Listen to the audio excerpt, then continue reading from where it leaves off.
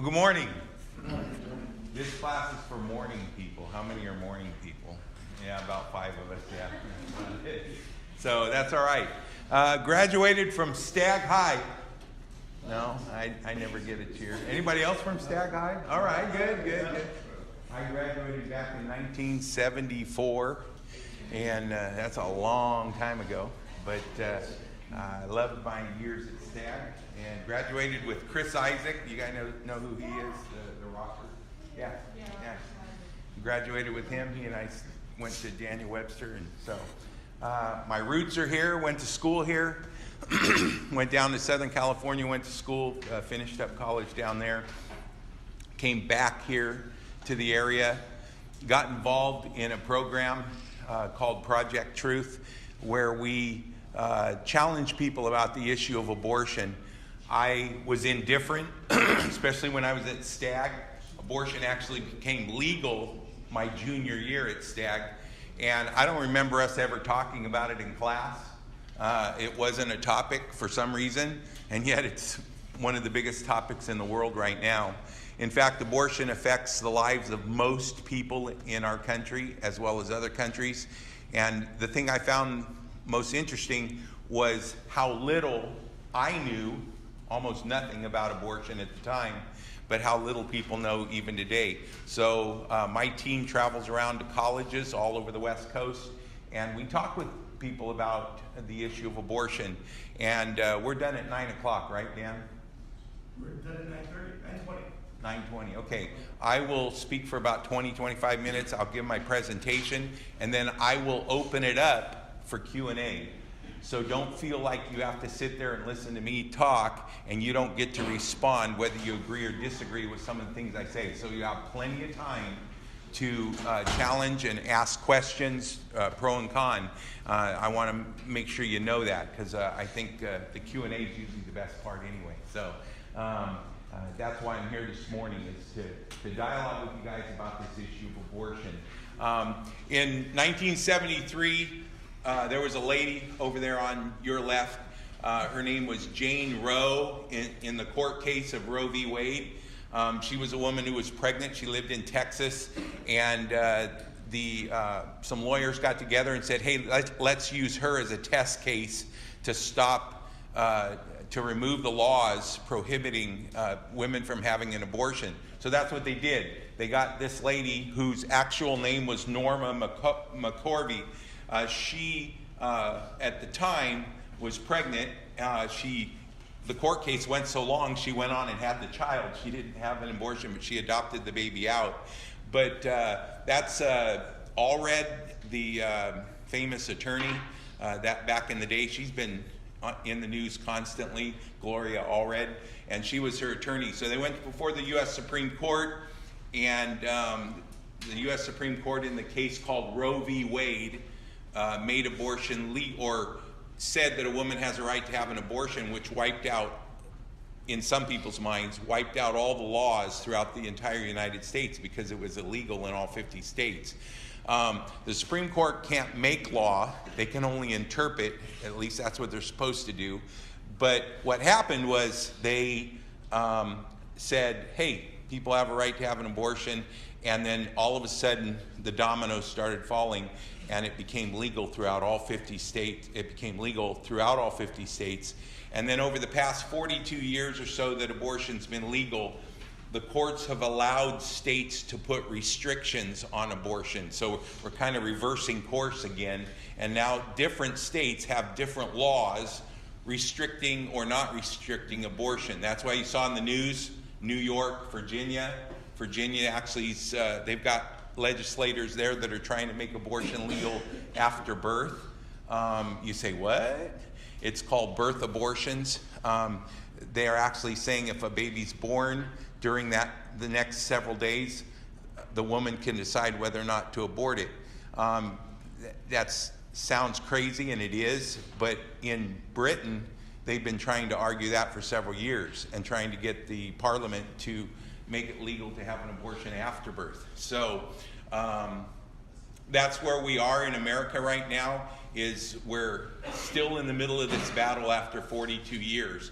Part of it is because there's a lot of misinformation out there, and people are making decisions without having all the facts and letting their emotions run wild. Several years later, Norma McCorvey had a change of heart, and she actually became a pro-life advocate. And she died here about 2 years ago, and she spent the last 25 years of her life speaking out against abortion and telling the world, although a lot of news outlets ignored her and wouldn't play it on their shows, she went out and told the story of how she was used to be the person who helped get abortion legalized. The U.S. Supreme Court, when they made their opinion, they render an opinion and then they put it out publicly. This is one of the statements that they made in justifying the legalization of abortion.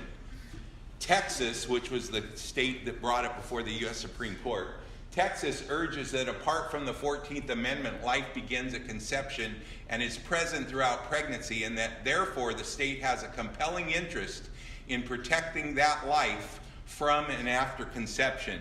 So Texas came and said, no, a person doesn't have a right to have an abortion because that's the taking of an innocent human life, and as a country we're supposed to protect all human beings, that everybody has a right to life.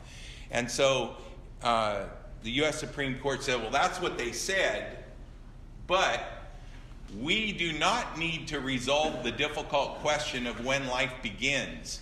When those trained in the respective disciplines of medicine, philosophy, and theology are unable to arrive at any consensus, the judiciary at this point in the development of man's knowledge is not in a position to speculate as to the answer. So in other words, Justice Blackmun said, you know what? We're making the decision that a woman can have an abortion because it hasn't been determined whether or not that's a human being inside the womb or not. Now keep that in mind. That is the groundwork for the legalization of abortion. The problem was what Justice Blackmun said right there was absolutely, categorically false.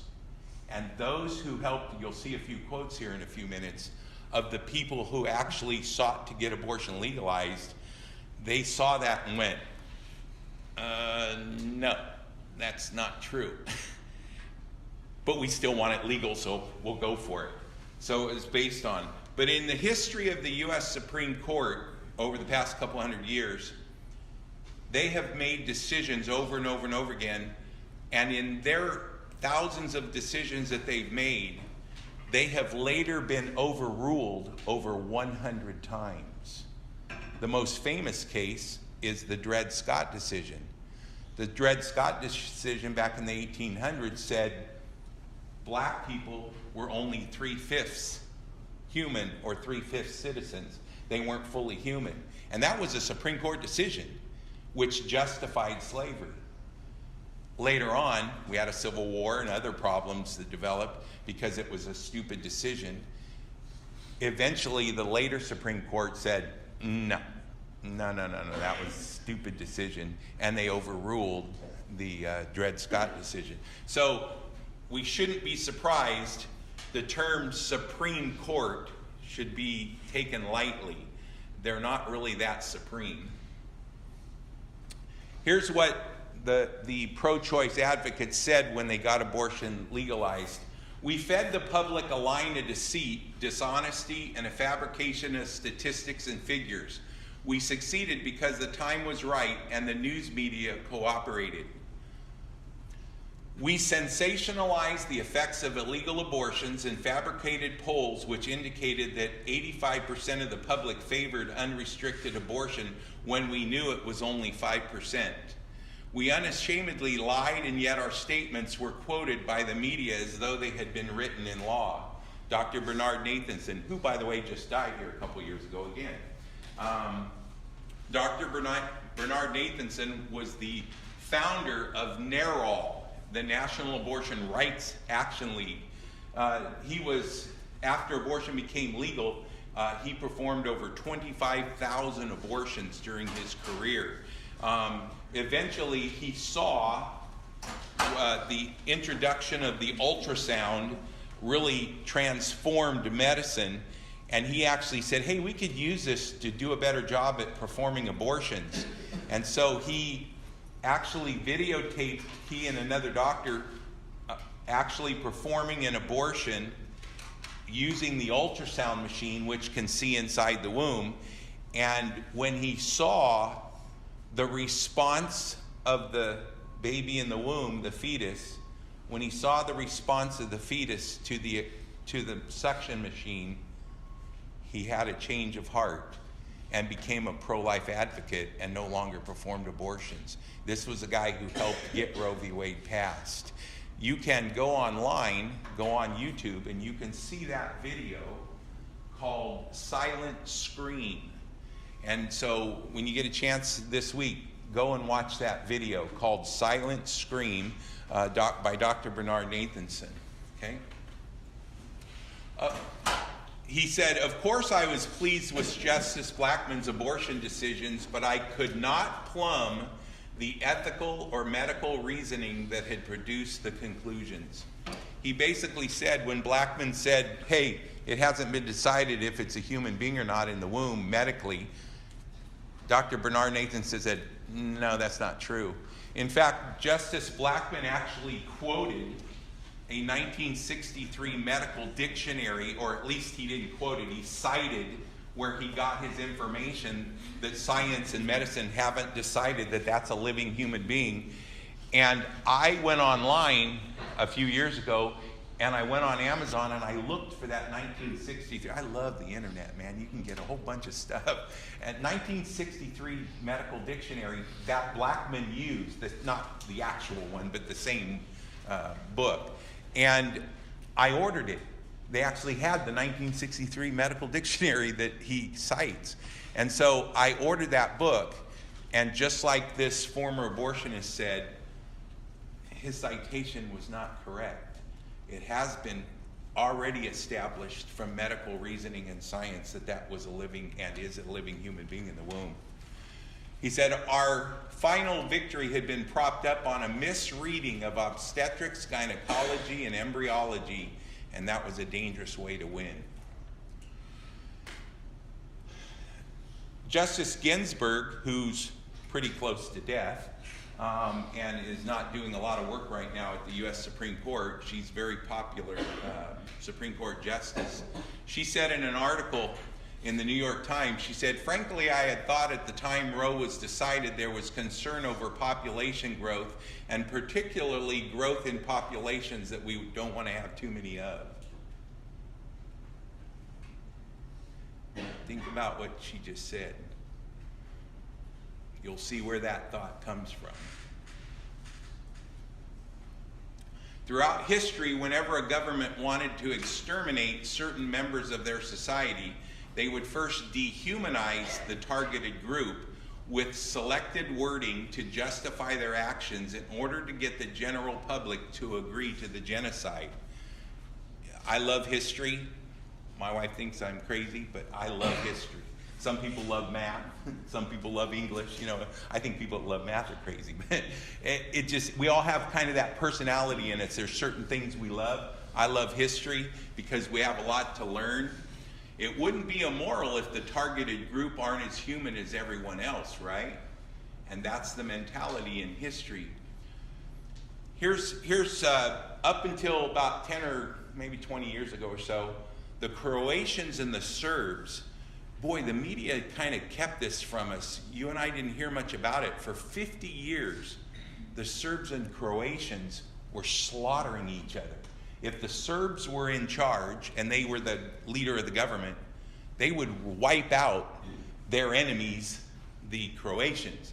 When the Croatians got control of the government, they would go wipe out the Serbs. And for 50 years, they were slaughtering each other. Even when I was in high school, I never heard about this. But they had their own little mini slaughterhouse going on over there for 50 years. And about 25, 30 years ago, it might be a little longer than that, it stopped. And something happened where they stopped doing that. And they stopped killing each other. Now they're doing it in Syria. They're slaughtering each other.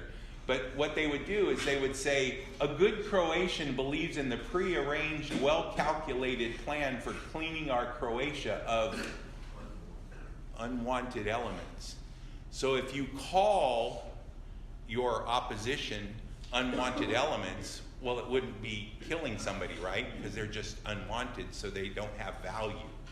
So we put definitions on human beings that devalue them. Here's the most famous one. Jews are responsible because they are an inferior race and a parasitic existence. There is only one effective measure to cut them out. This is what the director of public enlightenment in Germany said to the German people and the German citizens in order to get the German citizens to justify the removal of Jews from society. We call them a parasite. We call them inferior. Well, then you're not killing somebody if you're killing a parasite, see? And so that produced the slaughter of over 6 million people. And they didn't just do 6 million Jews. They killed anybody they thought was a parasite, not just the Jews. The Negro has no rights and privileges and are considered a subordinate and inferior class of being. That was the U.S. Supreme Court decision. Call them subhuman, call them less than us, therefore you can kill them or you can own them. So whenever you wanted a society to buy into something, you first convinced the society that they weren't human. Now remember these words. What are the facts about womb babies? Okay, what are the facts about those people or those things that are in the womb? I'll go through these kind of quickly here. Every medical textbook and science textbook in America, every textbook, every medical textbook and science textbook in America says that at the moment the sperm and egg come together, as you'll see the quotes, a human life has been created.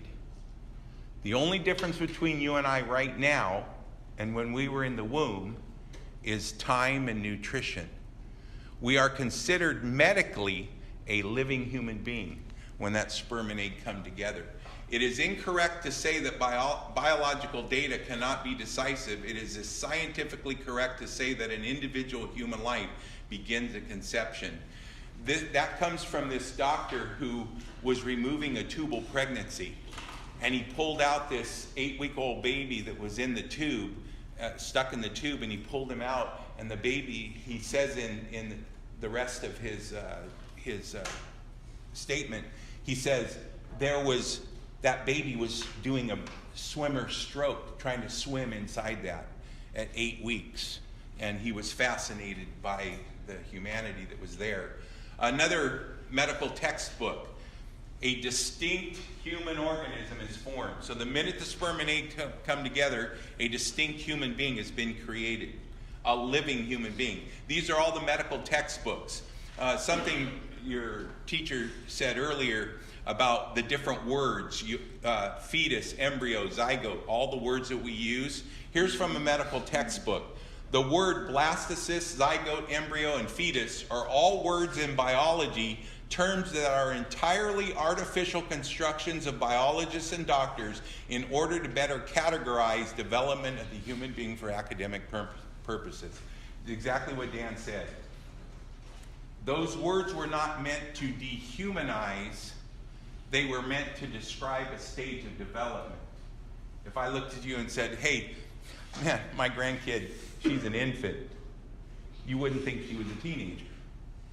We're describing a stage of her development. Or you wouldn't look at her and say, well, she's an infant, she's not really a human being yet. Or you'd say a toddler, or you'd say a teenager. Well, that might be good. Some people say they're pre-human yet. So, listen, that's what we're up against. There's a world out there that has tried to use these words in an unrealistic way by describing them, well, she's a toddler, she's not really fully human. You would go, what? Well, that's what happened with these words as well, is they were not meant to, in medical textbooks, to dehumanize, but that's what the pro-choice crowd does. I've learned from my earliest medical education that human life begins at the time of conception. Ultrasounds are awesome. The beginning of a single human life is, from a biological standpoint, point of view, a simple and straightforward matter. The beginning is conception. These are what professors and college teachers who are teaching medicine are teaching students who want to get into the medical field. Another medical textbook. Oftentimes we will try to share with people these principles, and they'll say, well, no. I say, well, listen, I'll tell you what. I'll pay for you and your significant other to go out, have dinner anywhere you want in town. If you can find me a medical or scientific textbook that says you and I are not human beings at the moment the sperm and egg come together. And science and medicine aren't taking a position on abortion. They're just simply saying, if you're going to talk about that issue, you got to have the facts.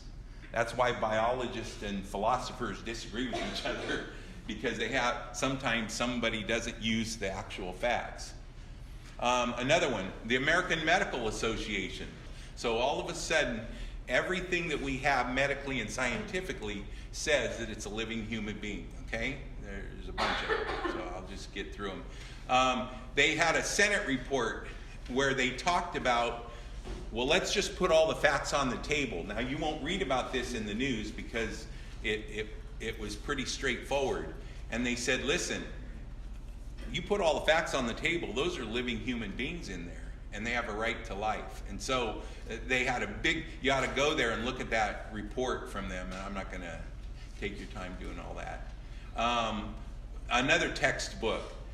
These are two babies at 12 and 13 weeks. These are twins. Fertilization is that wondrous moment that marks the beginning of life for a new, unique individual. When someone says, well, it's part of the woman's body, go to your medical and scientific textbooks. Doesn't say that. Never says that it's part of the woman's body. In fact, it says it is actually considered a separate individual from the woman.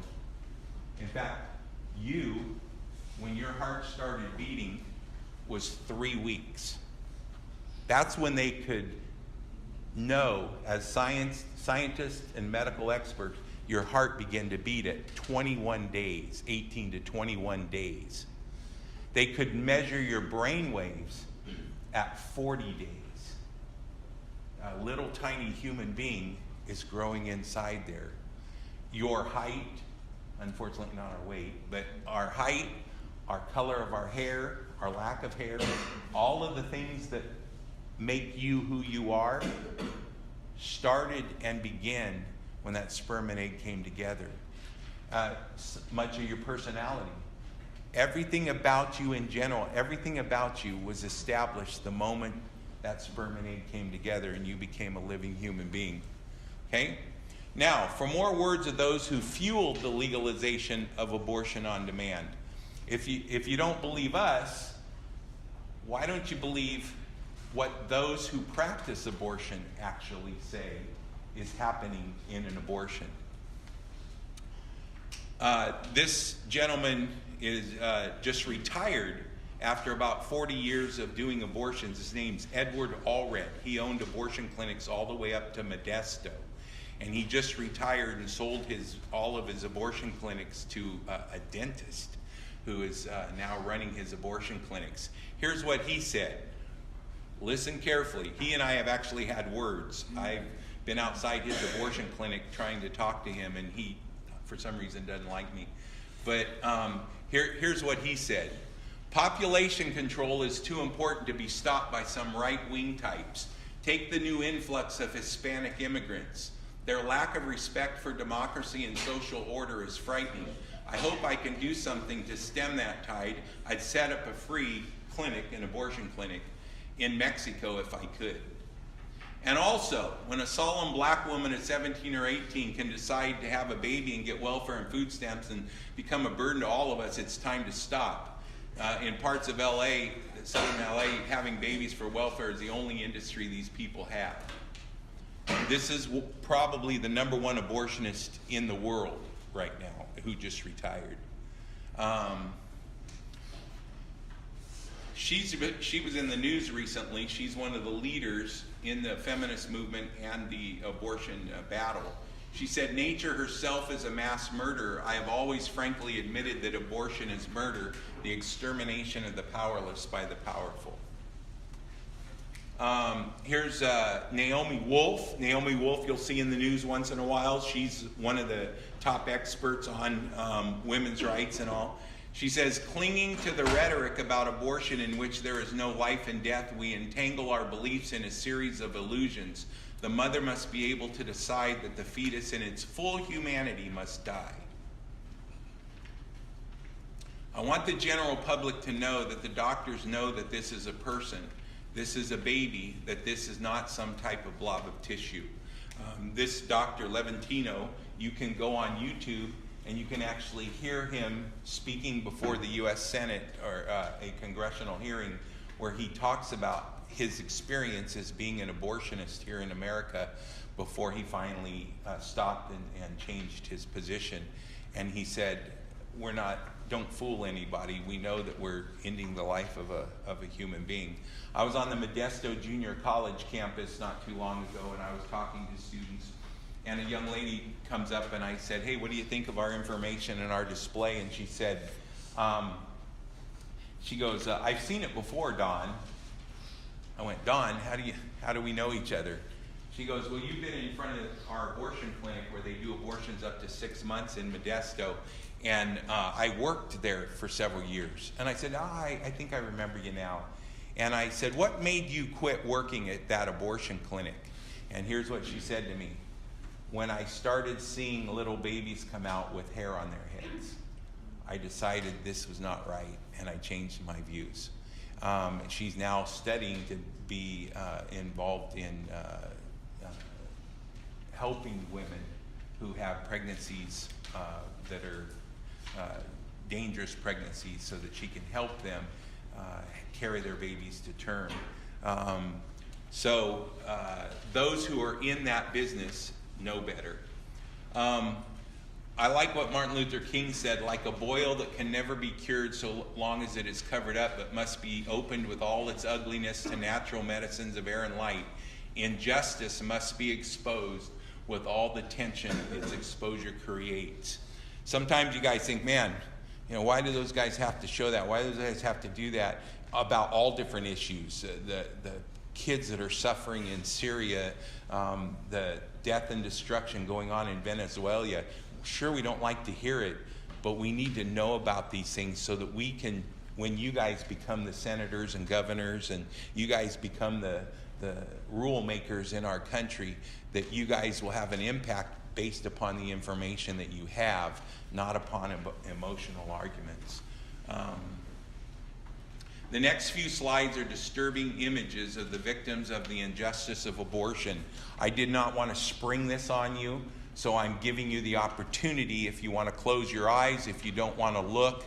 I'm not making you look at this in a classroom setting like this, but the next 7 or 8 slides, I will show you actual photographs. A friend of mine actually paid an abortionist to allow him to come in and actually take pictures of actual abortions right after it happened. So I'm going to share with you what actually happens in an abortion clinic, and then so you don't have to look if you don't want to. You can close your eyes, but these next several I'm going to show you. When you do a D&C abortion, you can see a miniature person, and I occasionally feel a little peculiar about it because as a physician, I am trained to conserve life, and here I am destroying life. First trimester. Abortion kills the life of a baby after it has begun. This actually was one of the statements in a brochure that Planned Parenthood put out before abortion became legal. After abortion became legal, Planned Parenthood eventually became the #1 provider of abortion. They do 325,000 abortions a year at the Planned Parenthoods, up to 20 weeks. I removed the human being from the incubator, abortionist Michael Whiner. Abortionist Michael Whiner, actually, he and I are actually, I say we're frenemies. We're friends and enemies. He and I talk when he goes into the clinic. He'll get out of his car and he'll come over and we'll talk. We'll talk about family, we'll talk about situations, and I will talk to him about why he continues to do abortions at a clinic where they do abortions to 24 weeks. And he and I dialogue about the mindset of a man like himself who actually aborts children for a living. And he said that to me. I removed the human beings from the incubator. And I said, why, Michael? He said, because it's legal. I can do it. I'm hoping the day will come when Mike will stop doing abortions, but at this point he's not. But I said to him one day, I said, Michael, when you perform abortions and you stick the tongs up in there and to pull the baby out, when the baby starts resisting and pulling away, and you feel the baby jiggling the instrument of death, does that bother you at all? And he just kind of looked down and he goes, nah, not really. I just don't think about it. There is no longer serious doubt in my mind that human life exists from the very onset of pregnancy. I participated in the destruction of over 25,000 human beings. We lied. We would say it's not a baby yet. It's just tissue, like a blob. There's a movie that just came out at theaters called Unplanned. It's a movie about a lady by the name of Abby Johnson. Abby Johnson wrote a book called Unplanned, and I have the first chapter of her book in this little brochure. You're welcome to any of the materials that I'm offering up here. This is the first chapter in her book where she describes what she did as the award-winning manager of a Planned Parenthood in Texas and what changed her mind and got her out, and she decided to become a pro-life advocate. So if you get a chance, you don't have to read the whole book. You can read the first chapter because that's really the best chapter in the book. The unborn look disconcertingly like people, but they do not desire life or anything else any more than trees or amoebas. A fetus is considered less than a person, indeed like a fish. Abortions rid their agonized womb of what's that word? Have you seen that word before? That's right. There's that word again. They said we get rid of these parasitic growths, which, if left unchecked, threaten their incomes and social futures. This was at a training for abortionists, where the speaker said, we get rid of the parasitic growths. Where have we heard that phrase before? The fetuses are fully alive when we cut their heads off, but anesthetics are definitely unnecessary. An aborted baby is just garbage, and that's where it ends up. Serbs and Croatians said the same kind of thing. Why not make use of it for society? You must see it like this. These fetuses are just refuge. Another abortionist. Okay, that's the last of the graphic pictures there. An abortion is an act of violence that kills the smallest members of the human race. The preborn are not potential humans, but humans with potential. There are only 4 differences between you now and you in the womb. Your size, your level of development, your environment, your degree of dependency. We call it the SLED acronym. So this is where we are in life. We are human beings who are in a society that since 1973 have killed a million babies every single year. Since 1973, we've killed over a million babies every year in abortion clinics. That's 62 million exterminated womb babies. Today, approximately half of all abortions are done through a new procedure called chemical exterminations.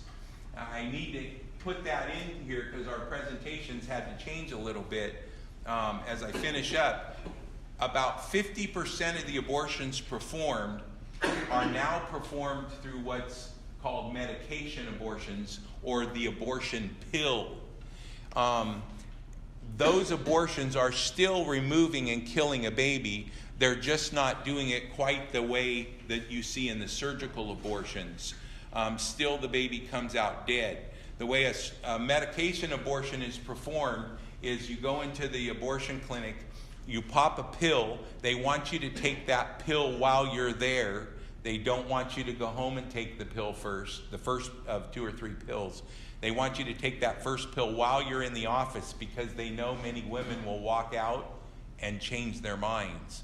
Because when they read the information about what that abortion does, that pill, it's a chemical abortion. So what you do is you pop the pill, and you're not supposed to be more than 9 or 10 weeks along.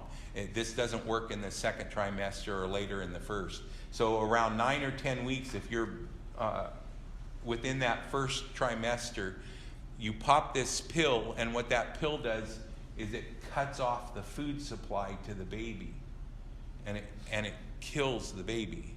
So the baby no longer is getting nourishment, and the baby dies. Then you go home and you pop the second pill, and that pill, while they may or may not use this phrase, it's a birth pill. You basically go into labor and you drop out a dead baby. They tell you, if you start to feel yourself bleeding and you start to feel the contents of the uterus coming out, they tell you to go into the bathroom and sit on the toilet. I have women who have told me they've sat there for hours while they're expelling blood, and then calling the hospital and ambulance saying, "Get me to the hospital, I'm bleeding." And it happens a lot. Some people, it's a quick thing, nothing happens. But many people, they actually warn people that it will be a really difficult time as you start going through contractions and you start expelling this baby. My neighbor across the street, who is pro-choice, she's about 28 years old. She came across the street to tell me, because she knows I'm a pro-life advocate, she said, "Let me tell you about my experience with the opportunity to take the abortion pill, and let me tell you the stories of my friends who told me not to take the pill."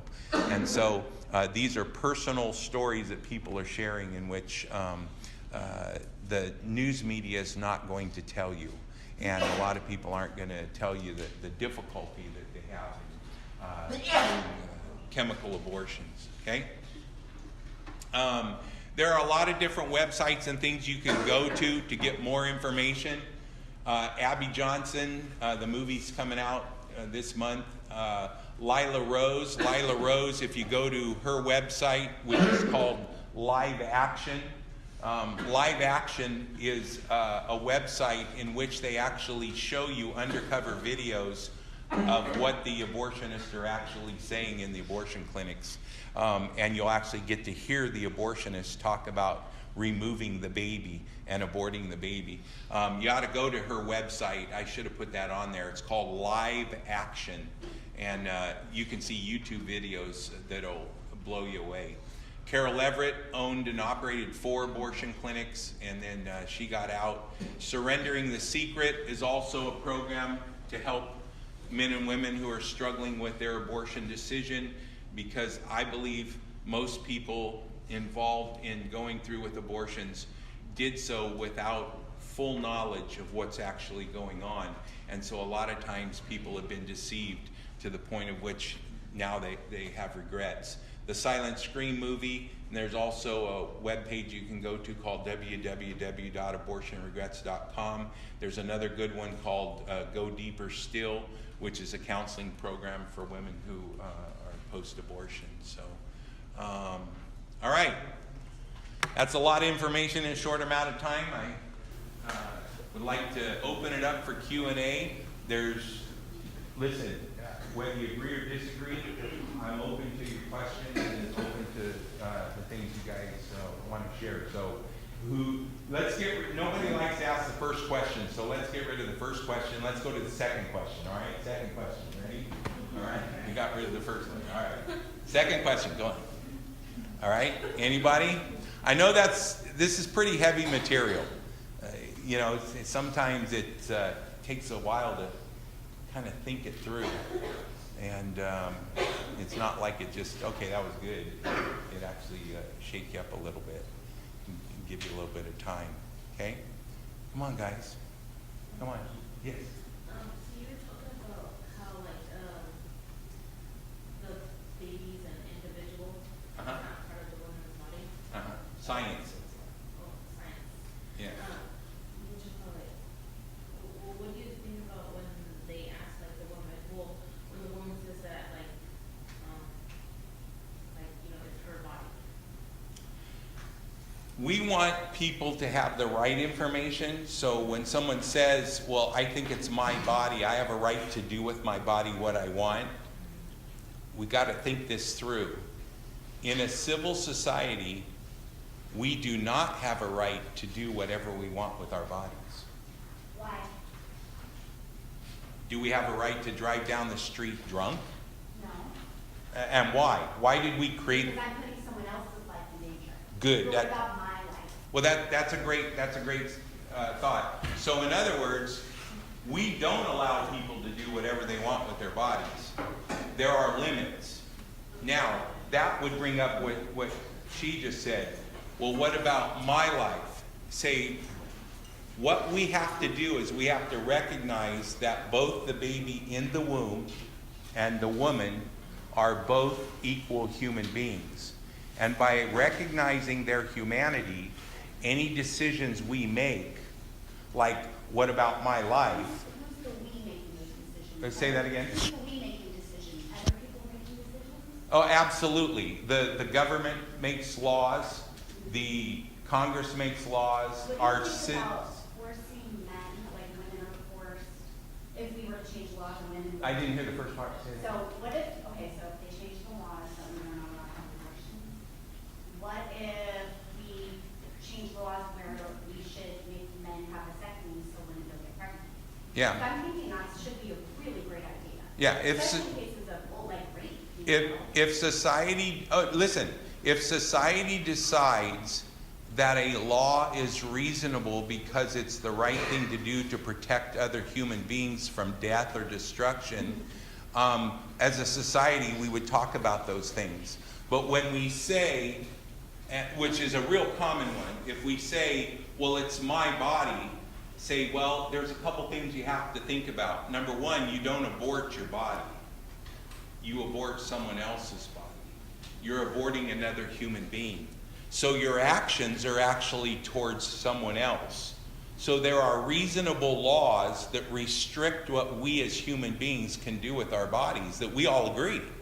We don't allow people to do certain things with their bodies because, like she said, it will harm someone else. So we have laws that prohibit somebody from doing something with their body that will harm someone else. That's why abortion should be illegal, because it harms someone else. So good. Does Go ahead. that mean suicide should be illegal? Because if you kill yourself, you hurt your family. Suicide actually has been illegal. People still do it anyway.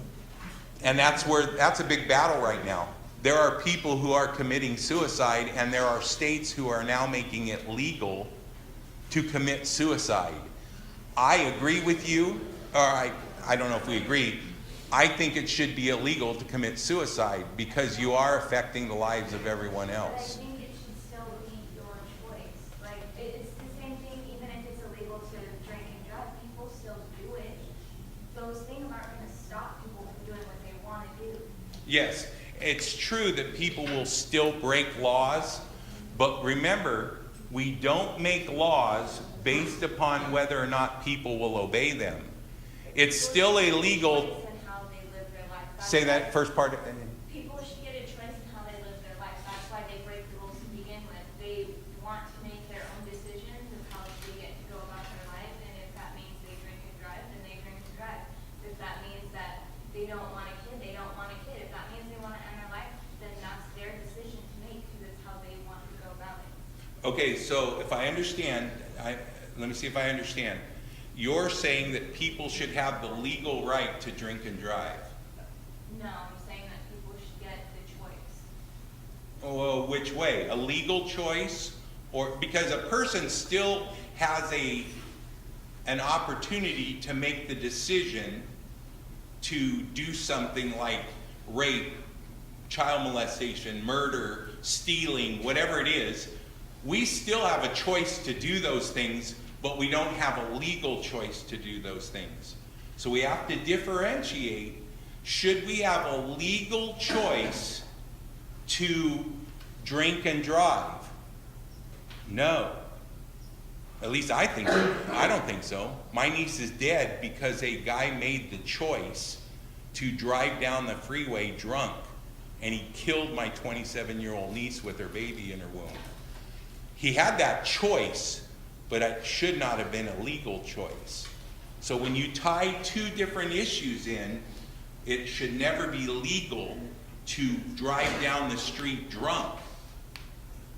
I don't think it should be legal to take the life of a baby either, because both of those risk the lives of innocent people. Hank, we'll come back here. Go ahead. What is your opinion on women who are pregnant by a sexual assault? Yeah, that is probably one of our top 3 questions that are happening. When a woman gets pregnant from, I'll get your questions, hang on guys. When a woman is pregnant through sexual assault, and she's pregnant, you have 2 victims at least. You have the family members and everybody else that's traumatized by the experience. But you have the 2 main victims. You have the woman and you have a baby in the womb. Why would we as a civil society say it's okay to kill that child and allow her to kill and take the life of an innocent baby because of the scumbag that should be in prison or have his privates cut off legally? He should be punished to the biggest degree.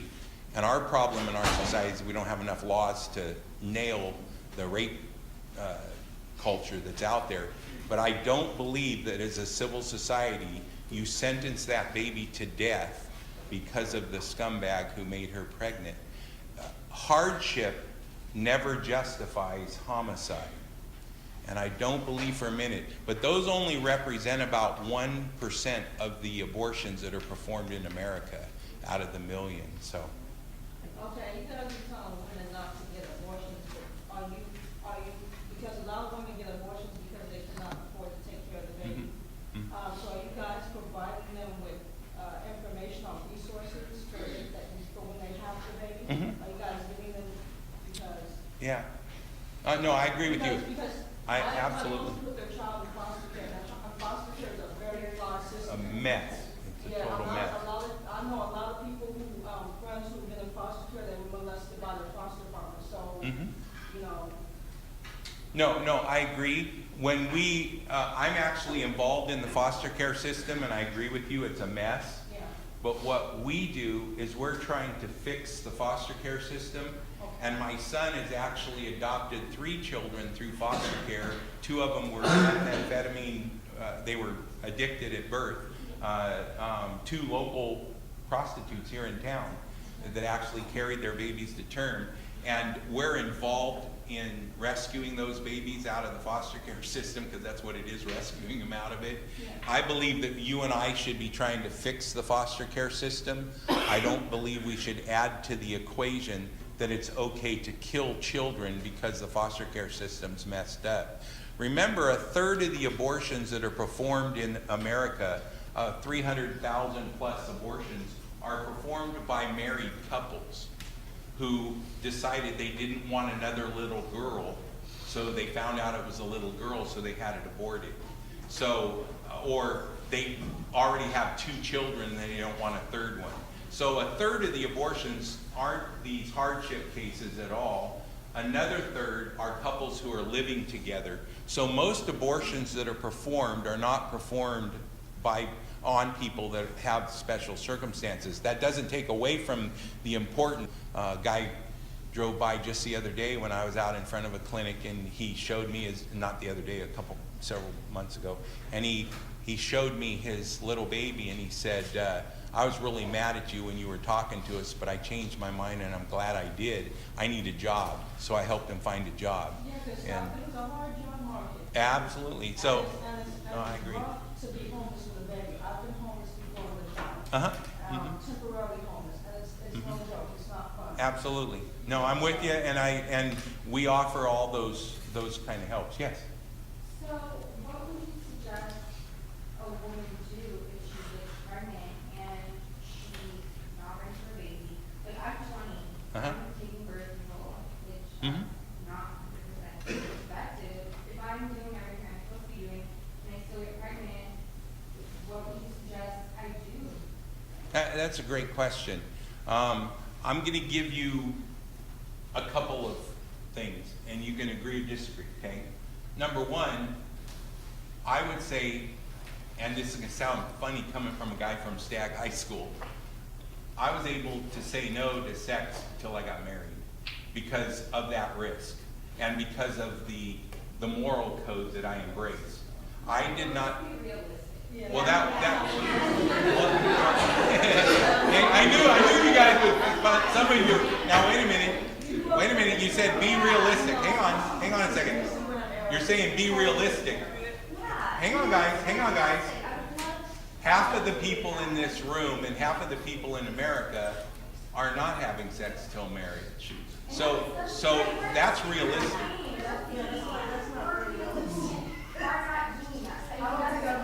Who are, say that again? For people who are doing that, that's great.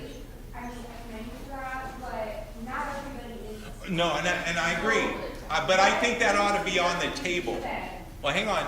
I think that ought to be on the table, that you tell people if you do behaviors that could produce another child and you're not ready for that in a non-married situation, I'm saying that you take the moral high road and you save it for marriage, because then the odds of getting in that situation just go down to zero. So the second, well, hang on guys, hang on. The second thing is when a person gets pregnant, let's say you do get pregnant, when a person gets pregnant out of the plan for their life, you must be realistic and recognize you're carrying a human being inside you now. You have a child inside your womb, a little boy or girl. But if you can't take care of this baby, Well, I mean. hang on a second. I hear you. But the reality is hardship doesn't justify homicide. Okay. What about medical? See, and that's the kicker. Hang on a second. There was somebody over here that had their hand up and I didn't. Oh, okay, go ahead. I feel like you're saying, I mean, at the end of the day, we all have to answer to God, okay? And it's not your decision to make if someone should be having sex or if they should wait to have sex. I would agree that that's your decision, but it's not your decision, in my view. It's not your and my decision to kill an innocent child. And that's fine, but I feel like you're pushing your views on. Absolutely. Because you and I push our views on drunk driving. If you and I are sitting in I'll get to your questions, hang on. If you and I are sitting in a room and we're at a party and our friend says, I'm going home now, and they're stone drunk, and they grab the keys to get ready to leave, you and I would push our views on them and tell them, we are not going to let you drive home drunk. We'll figure out a way to get you home. I just feel like, how dare you tell a woman what to do with her body? That is not your decision. Yeah, I hear you, but I don't, in all due respect, I don't think you're listening to the fact that hang on. I'll let you speak. You and I do make rules and laws that dare you to go out and drive drunk. How dare a person got drunk and drove down the street and killed my niece? We do push our views on other people when it comes to the taking of an innocent human's life.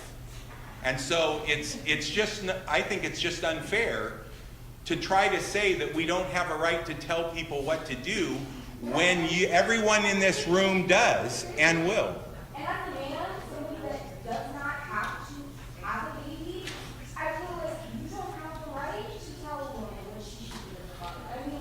I hear what you're saying, but I don't think you're listening to what I said. Go ahead. Go ahead. Hang on, guys. Hang on. We'll try to get to all the questions. Here we go. So I wanted to know, like, what would you recommend for, like, sex ed for people who might have a higher risk of becoming sexually active, and also what the specific names of the resources for people who are pregnant and struggling have? Yeah. There's two things. Good question. The first thing is, I don't have a problem with teaching sex education. I don't have a problem with that at all. I think it's a good thing when it's done right, and you don't make a mockery of it. But so I agree with sex education. That's fine. The second part of your question is what resources. We have several. The number one resource that we encourage people to go to is the Pregnancy Resource Center that's right over here on Persissi Avenue. And so we have the cards and the materials to offer that. So, yeah, go ahead. I'll get to you guys. Hang on. This might be a little more hard to process the question. Do you think there's any gray area, like medically necessary, like having babies, like to cost the life of the mother? Do you think that's a medical necessity? That's a good question. She asked the question, what about probably a woman's life's in danger? She could die. That would probably be a good one. Here's the way we believe a civil society decides this. Every effort should be made to save both the mother and the baby. We should not say because a woman's life's in danger, you can kill the baby. What we say is, what do we have to do to try to save both of them? An example would be hey guys, hang on. One of them would be, because this is one of the top questions, a tubal pregnancy. A woman gets pregnant and the baby only goes down, as it free falls down, it gets stuck in the tube and it doesn't go into the womb. In a tubal pregnancy, or ectopic pregnancy, a woman and the baby, they will both die. They're gonna die because it's not supposed to be implanted in the tube. Before abortion was legal, families were allowed to remove that baby from the tubes. So that will have nothing to do with making abortion illegal. What we believe is, we agree with, you must separate the two of them. You take the baby out, but you're not trying to kill the baby. You're not intentionally killing the baby. You're removing the mom and baby to try to save both of them, but the technology isn't there yet to save that baby, and the baby will die because your technology won't be able to save that baby. Now, if you're further along, say you're 6 months like my wife was, she was 6 months pregnant, and we went into the doctor for a checkup, and the doctor said, well, you have toxemia. And so we went, okay, what's toxemia? Toxemia is a poison that gets into your bloodstream, and it comes when you're pregnant. Some people get it when they're pregnant. It happens a lot. So we said, okay, what do we do? Well, your wife's life's in danger. So my wife and I said, so what do we do? What do you do as a medical community? He said, well, here are all your options, and he included abortion. And we said, abortion's not an option, because the right thing to do is try to save both of them. So what do we do? So he said, well, we found that if a woman will stay on her left side during the final 3 months of her pregnancy, it somehow keeps the toxemia level down, and she will be able to carry the baby to term. I said, that's a good idea. My wife said, I can do that. And so he said, but while monitoring your wife, if the toxemia level goes up to where she's in danger, then we will come in and remove the baby. I said, I'm all for that. Remove the baby and put the baby in an incubator and attempt to save the baby. We believe the sanctity of human life includes both of those people. And so we believe the rational, reasonable thing to do is do everything you can to save both. Never try to intentionally kill the baby in the womb. So somebody over here had, well, yeah. Because I experienced the tubal situation, see, and then I wasn't given a choice in the matter. We were young parents. That happens. And we just found out she was pregnant because she was having back pain. Yeah. And so we took her to the hospital, they told her she was pregnant. And our only choice was, it's either her life or the baby's life, you need to decide right now. Yeah, they do that a lot. That was a fucked up situation. Yeah. So, I mean, I don't understand. There are doctors, guys, I've been doing this for 35 years. I do not, even though we feel like we have to, I do not trust the medical community like we think we should. There are doctors who, I've had people come up to me many, many times and tell me the various stories. I had a guy come up to me not too long ago. He goes, yeah, the doctors told us they did the test, the baby's dying, the baby's the baby's all messed up, they're not physically right. And he goes, what do I do? And I said, you do the right thing. You do everything you can to save that baby and your wife. And he goes, you know what, I'm going to tell the doctors that. And they tried to pressure him to abort. His wife gave birth to a beautiful little girl. In fact, they're having her tested because they think she might be a genius. She's actually testing at a genius level. So doctors make mistakes all the time, and it affects families because we kind of trust them. We don't know all the facts. So I agree with you that's why I'm asking you guys, don't let the emotions dictate what we decide.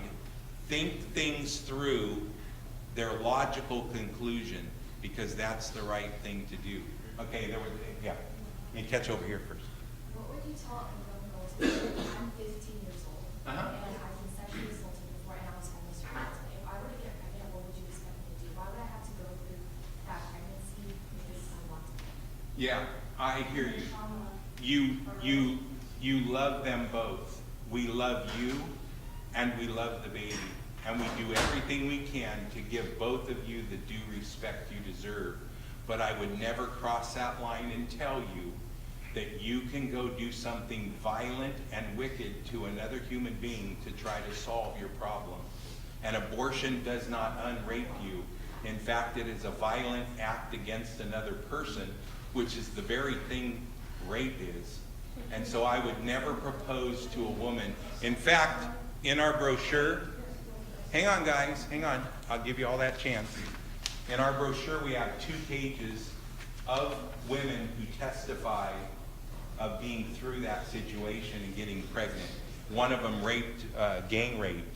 And these women testify and tell you the story and the logic behind why they chose not to have an abortion and why abortion would not have helped them, even though they thought it would at the minute. So I would say you get the proper love and attention from people who care about you and the baby. And if you don't want that baby, you adopt that baby out. But you do not abort, you don't kill that child.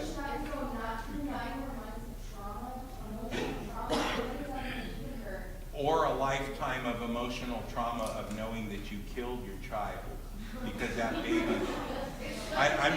hey guys, hang on a second. I'm not sure what's funny about that, because we're talking about the reality.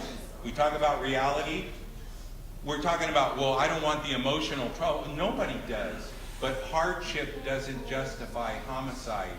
You'll be surprised, I think you'd be surprised, how many students I've talked to, including here at Delta, who have come up to me after a class or when I'm on the campus and have said to me, thank you for being at our campus because I'm a product of rape and I'm glad I'm alive. It wasn't easy, but I'm glad I'm alive. So if you and I think that that human being doesn't have a right because of the sperm donor, the sperm guy, the scum of the earth, our laws are horrible on the issue of rape. Well, that's where we need to fix this thing. You guys, when you guys become legislators and stuff, you need to fix the thing on rape, because it's a joke how rape is not punished the way it should be. It's just terrible. So let's fix those problems. Let's not include in our solutions in our society where these problems exist. Let's not include that you can kill an innocent human being because of what some dirtbag did. So yeah, let me get back to her first, and I'll come to you. Okay. Yeah. So I didn't have sex until I was ready, but even then I took the precaution of getting birth control. Sure. And every single precaution just so I don't get pregnant. If I manage to get pregnant, I'm going to make that choice to get rid of it, because I'm not going to do that to the child if I'm not ready. I'm not going to make it struggle its whole life, because I've seen my half-brother's mom do that to her own children where she can't care for them. I'm not going to do that to them. I'm not going to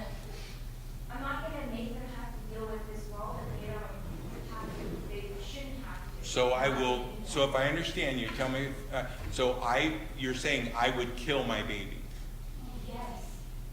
Okay, I appreciate your honesty. I wouldn't do that. I believe in I'm it. not ready, and Right, I hear you. I'm not gonna do that to something like that. Well, no, wait. What you're doing, and I appreciate your honesty, I really do. You believe in a civil society we should be able to kill our children because of some potential problem in the future. Do you realize, guys, think about this. You look around this room. Well, hang on. Look around this room. There are many of us in this room who were born in less than perfect situations.